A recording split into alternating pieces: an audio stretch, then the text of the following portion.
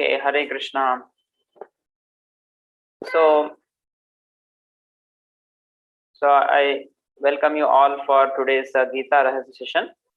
So we are discussing today from the Bhagavad Gita, second chapter. Okay, Hare Krishna. So we had started our discussion on the previous week on the second chapter. So we will continue the second chapter today. Okay. So before I actually start discussion, so let us first do a quick revision of what we saw in the second chapter till now. Okay. So in the second chapter, basically in the first chapter end, if you see, Sanjay actually concluded that Arjuna was not inclined to fight. So he gave up the Gandiva bow and he said Lord Krishna that he will not fight the war. So that made Dhritarashtra very joyful, and then the Pandavas would be renouncing the kingdom. So like that Dhritarashtra was thinking. But in this chapter now we will see that how Sanjaya, after seeing Dhritarashtra hopeful of not losing the kingdom of his sons, then he is telling that, oh, don't think that Arjuna is now going to not fight, but wait a minute, Krishna is going to give some important instructions to Arjuna, and then he is going to become victorious. So like that Sanjaya is speaking. So in the shloka number 1 to 10, we see how Lord Krishna is actually chastising Arjuna. He is telling that so you are talking as if you are a very intelligent person, but he's saying that you are actually talking like a fool, because you are talking like a Arya. Arya means very intelligent person, but your behavior, your speech is not like that of an Arya. So when Arjuna says that actually I don't know what is right for me, I am confused whether I have to fight or not fight. Should I just live by begging? Should I give up my Kshatriya duty? So he says that victory is anyway not certain. So whether I'll be victorious or not, I don't know. Even if I become victorious, that is also defeat. Because if I even become victorious, whom am I going to show this victory? So like that Arjuna is speaking, correct? Then we will see that in the 7th shloka, Arjuna actually surrenders to Lord Krishna, accepting him as Guru. And he says that I have no other means to drive away my grief. So please help me. Like that Arjuna surrenders to Lord Krishna. And then so we see that he is surrendering. And then after that, Lord Krishna, from the 11th verse onwards, 11 to 30, the section is where the knowledge of body and soul is described. That is, the jnana is described. So where Lord Krishna says, Asocyan anvasochastam prajnavadamscha bhasase. So in the 11th shloka, he says that you are simply crying for something which is not to be lamented for, because the body is finally going to anyway die. So why are you crying? So like that he says the soul is anyway eternal, the gross body is anyway, the death is inevitable, and the subtle body also it is destructible. I mean the subtle body is indestructible when the gross body actually changes, correct? So therefore you don't have to worry. So he gives the knowledge of soul.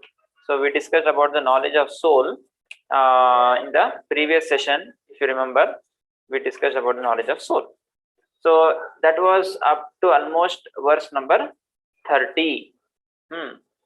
So in this way, Lord Krishna gave the knowledge of the soul, and then he induced Arjuna to fight.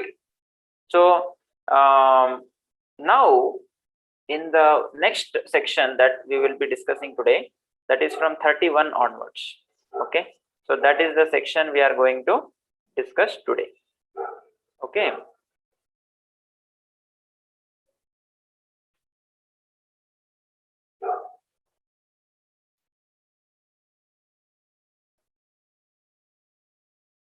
Yeah, so I think that you are all able to see the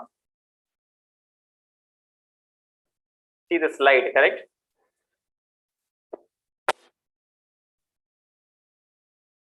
Everyone is able to see the slide. Can I just get a confirmation from everybody?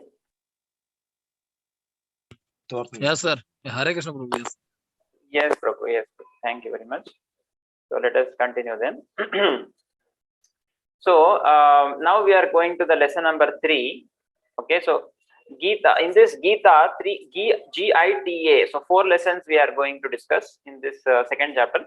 So G meaning guru, guide or guru, which is required, very important in our life. So that we saw Arjuna how he accepted Krishna as guru. That section was G. I is identity, where we discussed about the knowledge of soul, correct? Till the verse number 30 that was described. And now we are going to the T. T meaning 2 duties are there. Okay, so every individual in this life has 2 duties. One is called the spiritual Swadharma, that is Sanatan Dharma, and the material Swadharma, which is a constitutional duty. Okay, so we can say 2 things: constitutional duty and the conditional duty. Material Swadharma is called conditional duty, and spiritual Swadharma is called constitutional duty. Okay, so let us see what they are. So you see, dharma means first of all that something which you cannot separate from the object, like water and liquidity you cannot separate, salt and saltishness you cannot separate, fire you cannot separate from heat and light. So similarly, we saw that how from the soul. So what is the dharma of soul? The dharma of soul is to serve and to love. Correct. So these are the 2 dharma of the living entity. But when the jiva, when he actually loves and serves God, then that is the perfection of the jiva. If there is no love and service for God, then one tries to love and serve the things of this material world. Okay, so just like somebody forgets his parents, when somebody gets amnesia, there is a disease called amnesia, where one forgets even his parents who are relatives. Like that, the living entity, the Jiva Atma in this world, he has actually forgotten the love and service to God. Okay, and then what happens is that one tries to enjoy with the material things of this world, which are temporary and false. Okay, and ends with time. Correct. Like somebody may be spouse centered, somebody may be family centered, somebody may be money centered, and somebody may be work centered. Is it not? Somebody may be possession centered, somebody may be pleasure centered, or somebody may be friend or enemy centered, or somebody may be dog centered. So the whole concept here, what we are studying is that the center should be God, not any other material object. If that is the case, if any other material object is the center, then our life will not be happy. So this is what we should learn in our life. So therefore, Lord Krishna says, to get spiritual happiness, one has to execute one's spiritual sadhana. And to get material happiness, one should execute at least the material swadharma. So when he says material happiness, so what is the material swadharma? Like for example, now Kshatriya is there here, Arjuna, right? So Arjuna is supposed to fight. So Lord Krishna is telling that you are a Kshatriya, so your duty is to fight. So you should not think whether I will win or lose. That is secondary. So fighting gives you real enjoyment, because if you win, you will go to Swarga and you will get the kingdom of the earth also. After that, you will go to Swarga also. But even if you lose, you will go to Swarga. Because Kshatriya, when he is fighting according to Dharma, even if he loses, he goes to Swarga. So like that, Lord Krishna encourages him.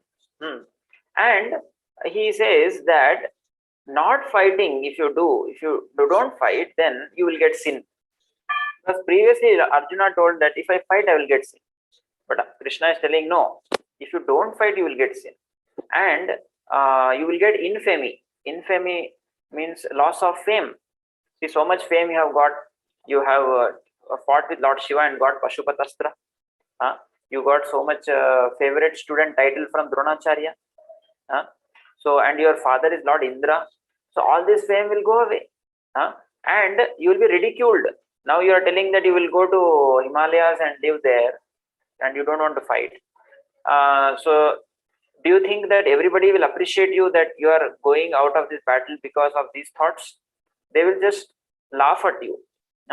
So in that way, the ridicule will be worse than death, like that Krishna told. And so this verse, which is from the 31 onwards, so let us recite this verse. All of you can together recite with me. Swadharmam api chavekshya na vikampitum arhasi dharmyadi yutta shreyonyat kshatriyasya na vidyate. So he is saying that so there is nothing. So you are a kshatriya, therefore there should be no hesitation to fight. You have to fight. That is your swadharma. So by this, your destination, you will have a good destination, and there will be actually, if you don't fight, there will be sin, there will be infamy, there will be criticism. So like this, if you see in this section, Lord Krishna is actually addressing all the problems which Arjuna posed in front. So he said that so he said that, so I don't want to fight because I love my friends and relatives and grandfather, everybody. So Lord Krishna gave the knowledge of soul and body, how they are different. In this way, he cleared this doubt of Arjuna. Correct? And then when Arjuna said that there will be no enjoyment even if I become victorious, then Krishna said that, oh, you will actually win the earth and or the heavens, any one you will get. Why are you worrying? Then when Arjuna said, oh, I will commit sin by killing all these people, then Krishna said, no, by not killing, by not doing your duty of Kshatriya, then you will commit sin. So like that he said. And then he said, the destruction of family traditions may happen, because if I kill so many warriors, their wives will become widows, and then they will be exploited in the society. So in that way, very wrong kind of children will be born, and they will not do any dharma properly. So then Krishna says that, so don't be attached to these Vedic rituals, but try to focus on bhakti, become attached to Krishna. So in this way, Lord Krishna gives the solution. And then for indecision, he says that just you surrender to the Guru and then do your duty. So these are the different answers Lord Krishna gives. So now we are trying to understand this particular section of doing the material duty and spiritual duty. So when I say material duty, it means that because we have this body, we have some duties connected with this body. So one should not run away from doing that duty. But we should know how to do our material duty. Like, for example, if you ask a karma yogi, so what do? He will say that I do my work, I do my swadharma. If somebody is a brahmana, he does brahmanical work. If kshatriya, he does kshatriya work. Vaishya means vaishya work, shudra means shudra work. Then you ask him, so okay, you work so hard, then you get fruits, that is results. So what do you do with the results? Then he will say that I give to God. Then okay, you give all the results to God, then what do you get? So he says that I get purity in my heart. So when one does not get attached to results, he gives the results to God, then there is purification of the heart. You see, when there is purification of the heart, then one gets qualified to understand the knowledge of soul. And after that, one gets the eligibility to get moksha in life. So therefore, here Lord Krishna is telling that it is very important for one to do his duty properly. So, and one should be detached from the results. So, Krishna is telling Arjuna that just do your duty as a matter of duty. Don't be too much confused. Okay, like that he says. And then you will see in this 39 verse, also he talks about this, that when you do like this, then there will be no reactions. So this is a very important verse which will recite 2.40. He says, Neha Vikrama Nashosti Pratyavayo na vidyate Swalpamapyasya dharmasya trayate mahato bhayat. So he says that in this endeavor, means in the spirituality when you follow, there is no loss for anything, and it does not decrease. Whatever we do in spirituality is permanent credit, and even a little advancement in this path can save one from the greatest danger. Like that, Lord Krishna is telling in this shloka. So, so Krishna is telling Arjuna that if you run away from battle, you are not even doing your material dharma. So he says that if you stick to your duty and do that properly, then you can go to the stage of Buddhi Yoga or Nishkama Karma Yoga, as you can see in the title. Buddhi Yoga or Bhakti Yoga, we can say. So at that time, he has knowledge of the spiritual Swadharma of the soul being the servant. That is Buddhi Yoga. So it is like a step-by-step approach.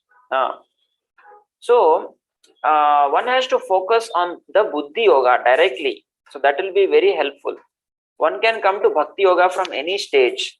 So like for example, this Gajendra you will see in the picture. So Gajendra was an elephant.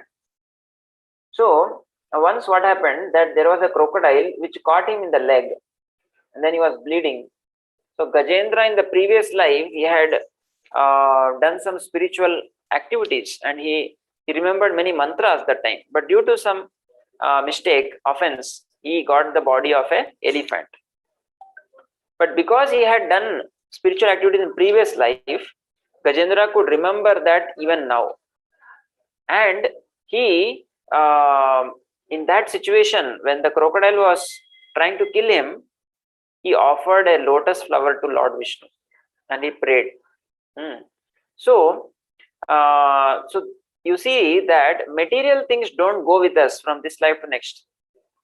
But anything spiritual done for God always gets carried forward. Like you can see, this elephant, he remembered the mantras of previous life. The spiritual consciousness is maintained. But materially, if you see, we come without any pockets when we take birth. And similarly, when we die, we don't have any pockets, correct? Like when a child is born, is put some langoti which doesn't have any pocket. And at death, we just wear some lungi or something which doesn't have any pocket. So this is the situation of everyone in this world. So Lord Krishna says that one should become attached to serving the orders of Lord Krishna and executing that. So one should focus on that. He says in the 41 verse, Vyavasayatmika buddhi rekeha kurunandana bhaushakai anantascha buddhayo vyavasayina. So he says that don't get distracted to so many other things in life, but focus on only one thing, that is the spiritual growth. So just like if somebody is going in a car, suppose he's a businessman, imagine, when he is going in a car, his thought process is always about the business transaction which he is going to do when he reaches the place, correct? So then somebody may ask, oh, what about the tire pressure, what about the petrol in the car and other things? Yes, so that is natural, he does it because that is required for going in the car. But what is the purpose for which he is driving in the car? It is for the business transaction, not just for putting petrol in the car or putting the air in the tires, correct? Similarly, in our life, the main purpose is to develop our relation with Supreme Lord Krishna. That is the main purpose of human life. And taking care of body is a natural thing which we have to do. One should not just focus on that. That is what Lord Krishna is telling here. So, if you see in this verse, he is saying that, but this kind of a one-pointed determination does not come for those who are attached too much to material sense gratification. It says, Bhogaishwarya prasaktanam taya apahrita chetasam vyavasayatmika buddhihi samadau na vidiyate. So, bhoga and aishwarya.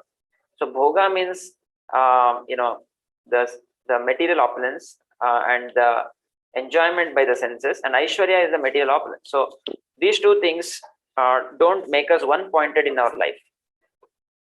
You see, in this photo, you will see,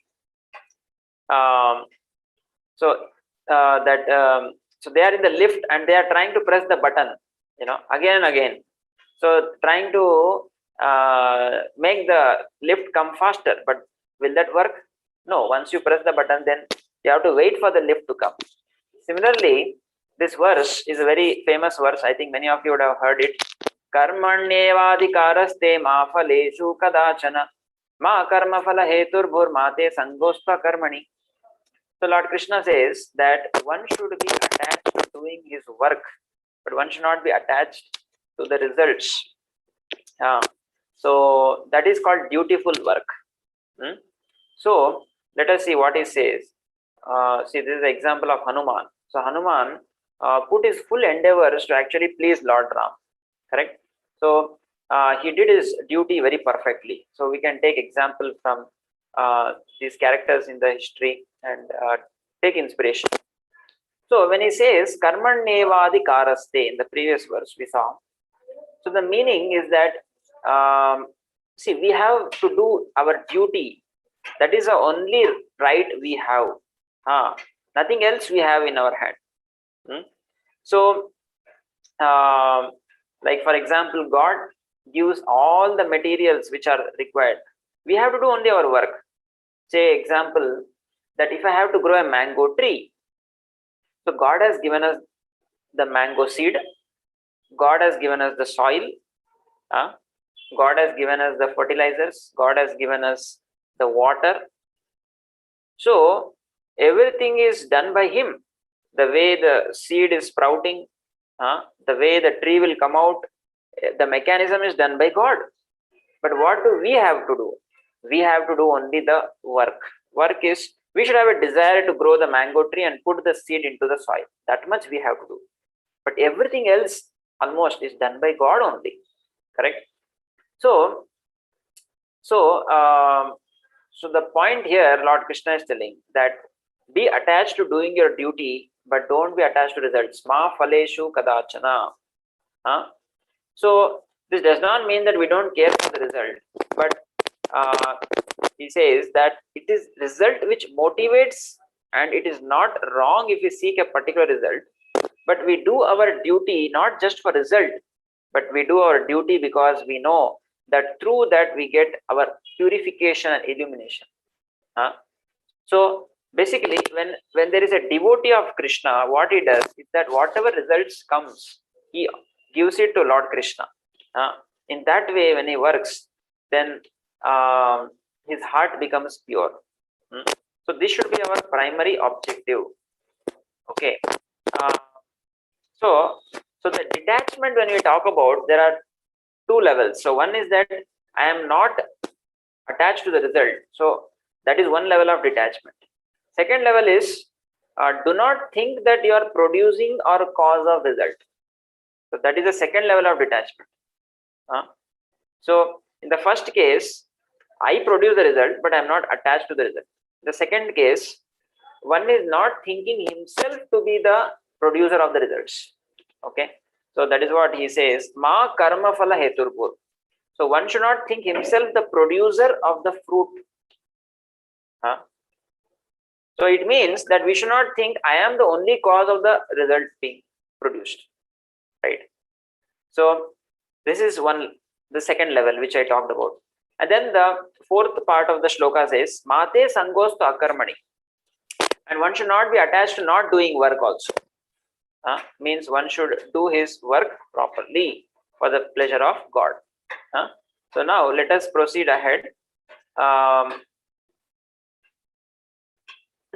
So he says, Yogastha kuru karmani sangam tyaktva dhananjaya siddhi asiddhayo samo bhutva samatvam yoga uchyate. So basically he says that real yoga means you are not disturbed whether there is success or there is failure. So you always are in an equipoised situation. So this is the 48th verse. And so we can see in the case of Hanuman. So Hanuman basically is a very great servant of Lord Ram. So we can see that how he dealt with the Supreme Lord Ram as a servant always, and how he dealt with the Divine Mother Sita Mata with so much of respect and adoration. So how he dealt with the others, Surya, Indra, Vayu, etc. How he offered obeisances to them, and how he dealt with other so many personalities. So he was having prowess without pride, having devotion with dexterity, and so in this way he dealt with so many unexpected situations. When he was tied with his own tail, correct? No, he was tied, and then the tail was lit on fire. So he went through so many difficult situations when he was going to Lanka, on the way also. So how he dealt so nicely. So this is a very great inspiration for us. Arjuna is another great inspiration. Through Bhagavad Gita we are getting. So like that, our Ramayana, Mahabharata and our Shastras are filled with so many examples. So now let us go to the next shloka. 49. Durena yavaram karma buddhi yoga dhananjaya buddhav sharanam anvicha kripana falahetava. So here he says that Lord Krishna says that one should keep abominable action very far away. So this is a very important verse because this is linked to the next chapter, first verse, where he says Jayasi chet karmanaste. So the point of discussion here is that when Arjuna hears that he has to keep abominable work far away, so Arjuna thinks that, oh, fighting is abominable work, right? That is what his thought process is. So he feels that Krishna is telling him that do not fight. So therefore he clarifies his doubt in the 3rd chapter, 1st verse, that what am I supposed to do, whether am I supposed to fight or not fight. So we will discuss this in more detail when we go to the 3rd chapter. So now so Lord Krishna is now telling that if you act in the stage of buddhi yoga means in the stage of devotion to Krishna, so what are the benefits you are going to get? First thing he says that you will not get any reactions. Yoga karmasu kaushalam. So you will not get any reactions. So it means that one acts on behalf of Krishna, and in that case one will not get any sinful karma or pious karma, anything. He will get only spiritual karma, spiritual benefits. Okay, just like a cashier in a company counts so much cash, but not even 1 rupee belongs to him. He just works as a servant of the company. Or on the other hand, even the soldier, when he's on the battlefield, he kills so many opposite enemies, but he is not put in jail for that because he's just acting as a servant of the government. Is it not? So this is one benefit which is talked about here. The second benefit is that one will come out of the birth and death cycle. And third is that one will have an indifference to the Vedas, and which means that generally the Vedas, if you see, it talks about mainly how to go and to the heavens, how to attain material benefits in this life. So the Vedas generally talk about this. So Lord Krishna is telling that don't be attracted to these things in life, but be attracted to real spirituality. Spirituality means to develop one's devotion to God. That's what it says in the 53 verse. You should have a fixed intelligence and trance. Okay. So with that, we understood this section where we talked about the two dharmas, that is the constitutional dharma, that is the spiritual dharma, and then the conditional dharma, that is the material dharma. Okay. So with that, now let us proceed to the next part of the chapter, that is the fourth lesson, Atma Ram Ye. Okay. So basically in this part, it's a very, very important part where we actually understand what are the qualities of a liberated soul. Because many times we say that, oh, okay, so this person has become devotee of God. So here Lord Krishna actually will reveal to us what are the symptoms of such a person who has attained that Buddhi Yoga successfully, who has become Jivan Mukta. So this is what is going to be discussed in this section. So this section is basically from the verse 54 onwards till the last verse, that is 72. So Arjuna basically asks this question, that the verse number 54, he asks, Tita pragyasya ka bhasha samadhistasya keshava Chita dhi kim prabhasheta kimasita vrajeta kim. So this question is being asked here by Arjuna. So Arjuna asked this question, that what are the general symptoms of such a person who has become a sthita prajna. Okay, and this is the first thing he asks, and Lord Krishna answers this in the next verse itself. And then he asks three more questions. He asks that kim prabhasheta means how does he speak. Okay, so what is the meaning of how does he speak? It is deciphered as, on receiving praise or blame, affection or hate, what will he say externally or internally? So this is the hidden meaning when he says how does he speak. And then he asks kim asita, so how does he sit? So it doesn't literally mean, okay, how he sits, whether straight he sits or bent he sits. No, that is not the meaning. The meaning is that how does he restrain his senses from the sense objects. Okay, so that is the meaning. And then vrajeta kim means how does he walk. So what is the meaning of this? So walk means how does he respond to the sense objects. So that is the meaning of vrajeta kim. So these are respectively answered in the verses which are shown on the screen. You can see. Okay. So now the first verse, Lord Krishna speaks, answering the first question, that is, what are the general symptoms? So he says that prajahati yada kaman sarvan ka parthamanogatan atmanyevatmano tushtaha sita prajnasta dojyate. So Lord Krishna says that when a man has given up all the material desires of sense gratification born of mental concoction, okay, so in that case, the when the mind is purified, then one finds satisfaction in the self alone. So this is a very important thing we will have. You see, Arjuna had some concoction in the beginning of battle, is it not? So he was telling his own philosophy to Krishna. But here, Lord Krishna is telling, for somebody to be a sthita prajna, means a liberated soul, so one should first of all give up the desire to do what he feels like. But he should work according to the instructions of the Shastras. So this is the first qualification. So basically, if you see, in the world we live in, there are prominently three kinds of people. Okay.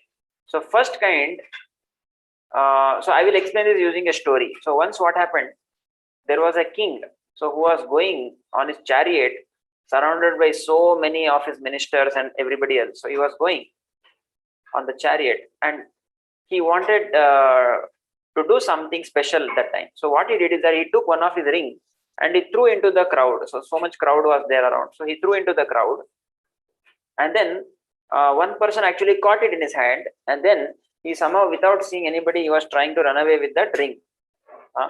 So the king told immediately the minister to go and find this person and put him in jail. And then king took another ring, and then he threw in another direction, and then it fell on the ground. Then one more person, he saw it, and he thought, oh, this is maybe the king's ring, it's very costly, so better I'll not touch it. So he did not touch only, and he left it there. So king said, "Arey, how foolish this fellow is." Then the king took the third ring and he then threw it another place. And then another person saw it and he took it, and then he found out that, oh, it is the king's ring. So then immediately came to the kingdom, and then he gave the king this ring and said, "Oh, my dear king, this is your ring, I think. So it has found, so please take it." So immediately he told the minister to appoint this person as one of the ministers in his team. So in this short story, you can see that three kinds of people was described. The first person is that he wanted to take all the wealth of the king and run away. So like that, so this person is called a bhogi. Bhogi means one who takes all the things which God gives him and wants to enjoy for himself. He is called a bhogi. And the second person, he saw that, oh, this is not mine, so he just neglected it. He did not want to touch it. So that person is called a tyagi. Okay. Generally, the people who do this are called jnani. Jnanis means those who just neglect the things of this world because it does not belong to them. So they don't want to use them. Okay. But the third person who actually saw who it belongs to and he went to give it to that person, so he is called a bhakta. Similarly, a devotee of God, he sees that anything in this world is actually an energy of God.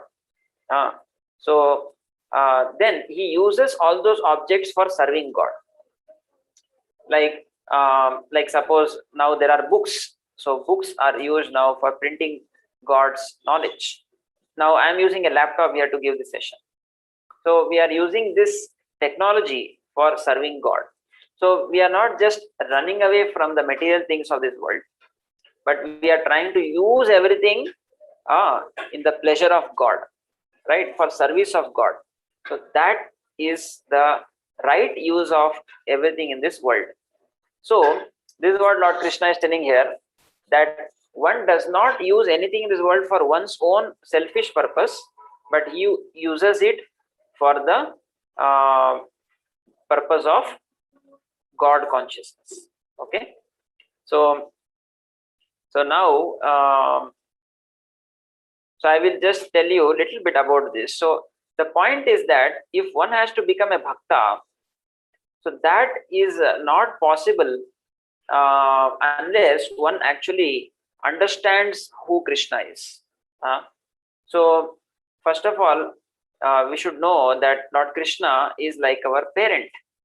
He, just like a child is loved by parents so much, similarly God loves each and every soul too much. So like parents worry about the child, like that God worries about us.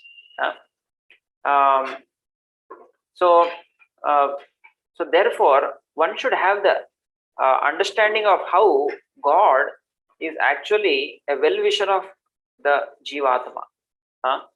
So the qualities of God actually affects positively the devotee of God.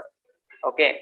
So another quality of God is that so when we connect with God, three things happen. One is moksha se karma bandhanai. So one gets liberated from all the kinds of the dangers of this world and the bondage of the work. And second is vimukti. He gets liberated. And third is he goes to Lord Krishna. We can see the example of Prahlad, how because he was a great devotee, he was always protected by Lord Vishnu. Correct. So this is a very special thing. And second is that you will see that Lord Krishna shows special favor to anyone who actually tries to serve him. Just like we all also, when we go to the any place, we see beggars, we give them some help. But we take care of our children very affectionately, is it not? We don't treat them the way we treat beggars. Similarly, Lord Krishna treats all living entities somewhat nicely, but he gives special attention to his devotees.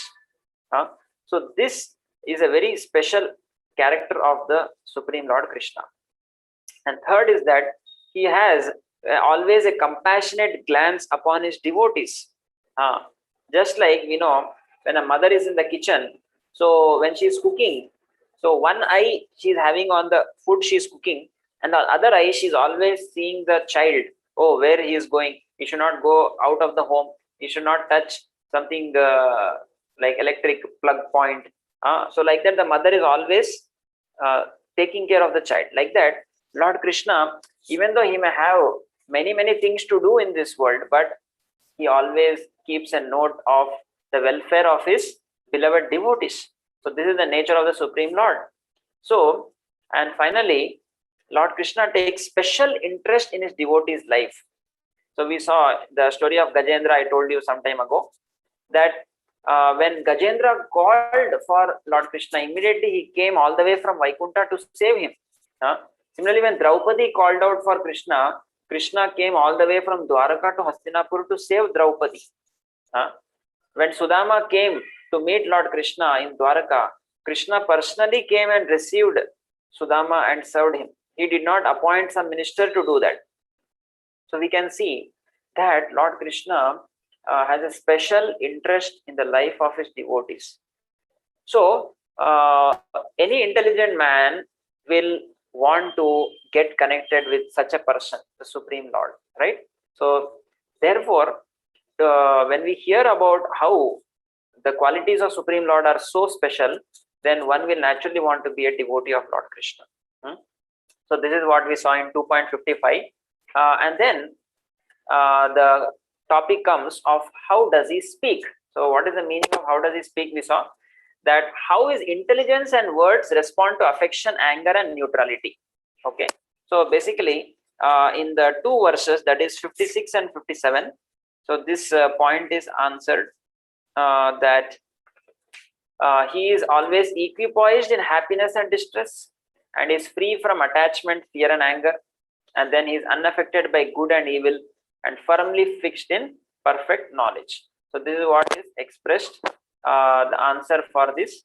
How does he speak? So how does he speak means how his intelligence and words respond to affection, anger, and neutrality. Like Prahlad, we see that he was not affected when somebody loved him or somebody hated him, somebody shouted at him.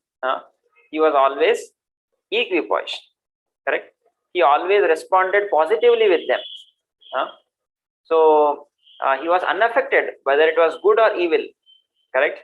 Because he was firmly fixed in the right knowledge. So yeah. So in 2.58, so the next topic comes actually that how does he okay, yeah, so till 2.57 we have seen. Then 2.58, the third question is answered, that is how does he sit. So in that what he says is that you can see the A. So he says that just like a tortoise, he gives the example of tortoise, that a tortoise has his legs. Whenever there is a danger, immediately he takes the legs inside. You can see the tortoise there on the down. He takes his legs inside so that there will be no harm for him, correct? And whenever there is no danger, then immediately takes out the legs and starts walking ahead, correct? So like that, every individual in this world, whenever he sees the sense objects are there, which induce lust, anger, envy, illusion, pride, greed, so he does not use his senses. But whenever there is an opportunity for learning spirituality, growing in spirituality, then immediately he uses his senses. Okay. Just like somebody is watching TV, then if there is, say, a devotional channel, something about Krishna is being spoken, then immediately he will want to watch. But if there is some dirty movie song going on or something, obscene pictures are being shown, video is shown, then he will not want to go and see that. So this is how one actually controls one's senses, like that Lord Krishna talks about it. Okay, so great devotees like Haridas Thakur, the prostitute came to allure him, but Haridas Thakur was so much immersed in chanting. Every day he used to chant for 20 hours. He was always chanting Hare Krishna mantra. So therefore, by that power, he did not get allured by this prostitute. In fact, the prostitute got affected positively, and she became a devotee of Krishna. She became a guru of that region. So these are explained in our Shastras. Okay, so yeah. So then again, 2.58 we are discussing and 59. So the point is, how does he use his senses? The answer is that he uses it only for the service of Krishna. And so so that can happen only when one has a higher taste. So if there is no higher taste in devotion, then one will not be able to give up the lower taste in sense pleasures. So it is just like, suppose you have very delicious prasadam plate with so many varieties of items, delicious items, correct? So you will not take interest in yesterday's chapati, which is dried up, correct? So you can easily give that up. But imagine that you don't have anything to eat and you have only one roti, then that roti will become so much important for you, is it not? So similarly, when one does not have connection with Lord Krishna through spirituality, chanting, then one will take the material pleasures of this world very seriously. He will think that is what I want in life. But when one understands the pleasure one can get when one does devotion to God, then one can say no to the pleasures of this material world. This is what we see in the so many stories and pastimes in different Puranas, Rama and Mahabharata also. So this is what is expressed here. Like we see in many cases, like Vishwamitra Muni, he got attracted to Menaka, Ramba, because he was just trying to control his senses externally, but not use the senses in devotion to God. Therefore, he got allured by the sense objects. So on the other hand, if somebody is attracted to the Lord's beauty, like Lord Krishna, Radharani, when one gets attracted to this, the Lord, then one can say no to the material objects. So, so this is what is expressed in this 60th verse, correct? So from 60 to 63, so now the point is, if somebody does not get attracted to the higher taste, then how he degrades is being explained by Krishna to give a warning to Arjuna that if somebody does not develop this taste for the spiritual life, then what happens to him? He says that yatato hi api kaunteya purushascha vipaschitaha indriyani paratini haranti prashabam manaha. He says that the senses are so strong that it can take away the mind, even of somebody who is very intelligent. So this is a very important point for us to understand. So in the next verse, he actually talks about that. So how one can get the higher taste then? Okay, the question will be like natural for all of us, because we are hearing that we have to develop the devotion for Lord, then we can give up the lower material pleasures. But how to do that? In 61 verse he says, Tani sarvani samyamya yukta asita matparaha vashe hi yasya indriyani tasya prajna pratishtita. He says that one should do two things simultaneously. On one hand, one has to try to control one's senses, and the second time one has to also use his senses for Lord Krishna service. So this is very easily possible for somebody who is practicing Krishna consciousness, say in ISKCON. So if you see in our ISKCON temple, from morning to night, we have so many activities which are for service of Lord Krishna. So when we fully engage in service of Lord Krishna, we completely don't think about the material enjoyment. So when we keep doing this for a long period of time, then automatically the desire for sense enjoyment goes up. Like we get up, if you see in our temple at Dharwad in Karnataka, or any ISKCON temple. So every ISKCON temple, everybody wakes up early in the morning at 4 o'clock. So we take a quick bath, and then 4:30 onwards till 9:30, 5 hours, we have spiritual programs. So we have chanting, we have Arati for Lord, we have Srimad Bhagavad Katha. So in this way, we offer worship to Guru, we sing so many bhajans. So, and after that, we study Shastras in the daytime. Then evening, we have these classes where we share our knowledge.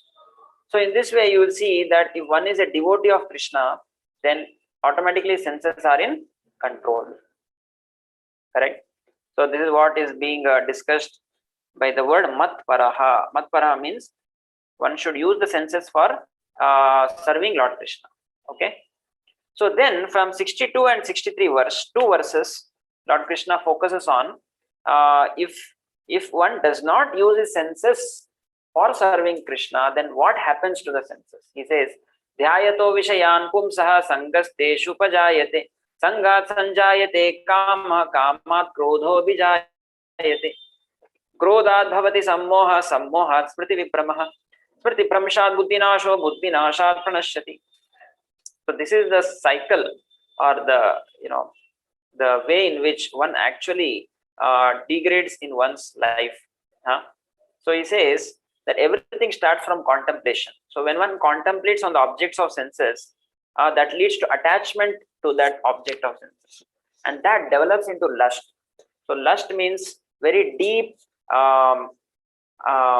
desire to fulfill that particular desire. That's called lust. And if lust becomes unfulfilled, then anger arises, and because of anger, one does he becomes illusioned, and then his intelligence stops working. There is bewilderment of memory, correct? And the intelligence is lost completely, and then after that he just falls down into the material pool. So this is what Lord Krishna is telling, how one degrades in one's life. So this is what we discussed till now, and then from that is the last section we'll just discuss in the next few minutes and conclude the second chapter. So from 64 to 71, so the concept which is talked about is how does he walk. So as we said, what is the meaning of how does he walk? Is that how does he engage his senses in the world in which he lives in? Okay, so how he uses the senses. So this is very important again for us to understand. So basically he says that it is not a fault to accept the sense objects, but if it is done with controlled senses, then there will be no problem. So without undue attachment to the mind. So when one accepts the sense objects with controlled senses, then there will be no problem for that person. So just like if the snake doesn't have poison, the poison is removed, then even if one handles the snake, one will not be bitten. It will not be danger for him. Correct? So the senses are compared to the snake. So if the senses are pure, then there is no problem to deal with the sense objects. Correct? So so here so basically the answer for this question is that while engaging the senses, he does with regulation and religious principles. This is very important. So he controls his senses through the regulative principles. So we have 4 regulative principles that we follow. every man should follow this. One who is a decent human being. So one is no meat eating, second is no intoxication, third is no gambling, and fourth is no illicit sex. So these four principles one should follow in one's life. That will make him a good human being. And then when he starts chanting Hare Krishna in life, then he will become a good spiritual being. Then he can obtain the mercy of the Lord. So that is what is discussed in 65 and 66th verse. So, where he says that the result of attaining the mercy of the Lord is that so there will be no one will always be happy in life, and there will be complete peace in his life. Okay, so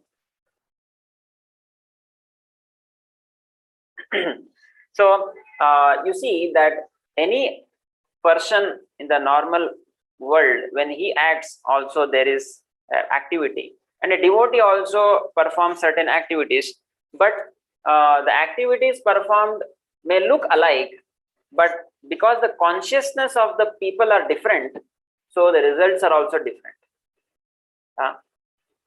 So like a devotee also cooks food, and any person also cooks food in the material world, but that person in the material world is cooking for his own happiness, for his own business in a hotel.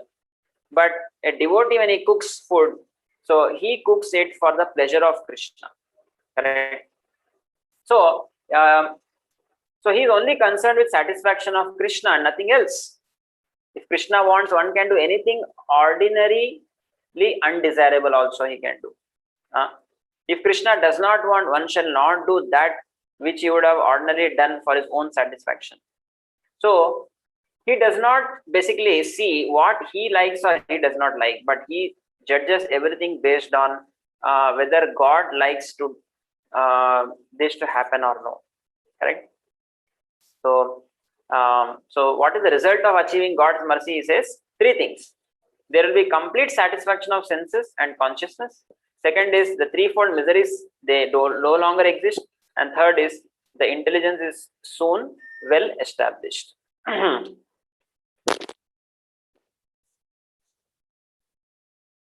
Yeah. So, so the practical benefits or application of this verse 2.66 is that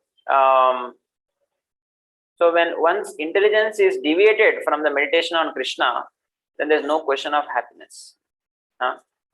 So if the meditation on Krishna is not there, then there will be meditation on sense objects and desires, and then one will be in the material pool that is discussed there. So without Krishna consciousness, there is no peace. And B says that Krishna consciousness is a self-manifested peaceful condition. So one who is a devotee is automatically peaceful. Yeah. So basically in the next verse, that is the 67, Lord Krishna talks about Indriyanami charatam yanmano anuvidiyate tadasya harati pragyam vayor navam ivapasi. He says that just like a strong wind sweeps away a boat on water, even one of the roaming senses on which the mind focuses can carry away a man's intelligence. So it is so important. Just like a wind can blow away a boat, like that, even if one of the senses we focus our mind on, that can lead one astray. So it is so important to control these senses. That's what is described here. Yeah. So even in 68, he says that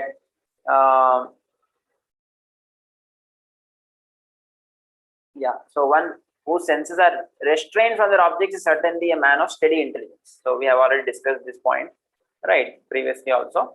So and then finally in the verse number 69, so this is a very interesting verse. Yanisha sarva bhutanam tasyam jagrati samyami yasyam jagrati bhutani sanisha pashyato mune. So he says that there are two classes of people. Those involved in material action for sense gratification, and those who are introspective and awake to self-realization. So two kinds of people are there. So one who is involved in material action for sense gratification, he is asleep to self-realization. So one who is introspective and awake to self-realization, he is always indifferent to materialism. Correct. So that meaning is, if somebody is a devotee, is not a non-devotee. If somebody is a non-devotee, he is not a devotee. Correct. So in our life, we should try to be a devotee, then we get so much of success in life.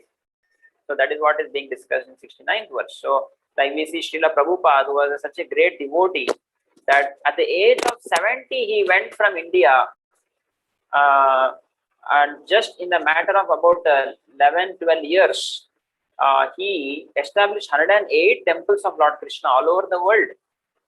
And he wrote more than 100 books. He made more than 5,000-6,000 disciples, right? He wrote more than 10,000 letters. And in this way, so much could be done because he was a devotee of Krishna.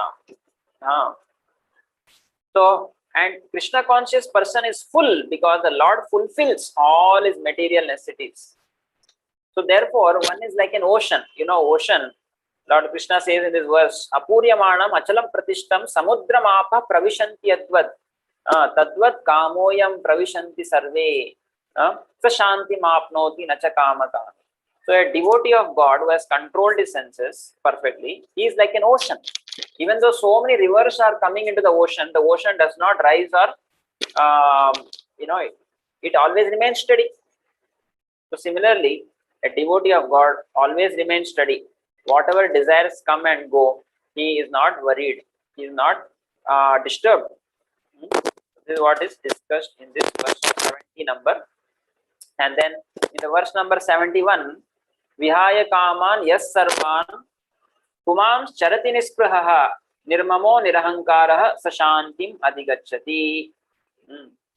So again, the same point is discussed here. So the meaning of actual desirelessness. So the activities of Bhakti Yoga are free from false ego and sense of proprietorship.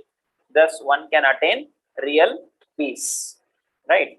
And finally, so this is the basically the last but one shloka. And yeah. So in the last shloka, Lord Krishna again concludes this particular point. So in this way, we have actually discussed the second chapter. So the last section, that is 54 to 71, talks about the Sthita Prajna. Sthita Prajna means one whose intelligence is firmly fixed in the spirituality, on the divine. So in this way, we have concluded our discussion on the second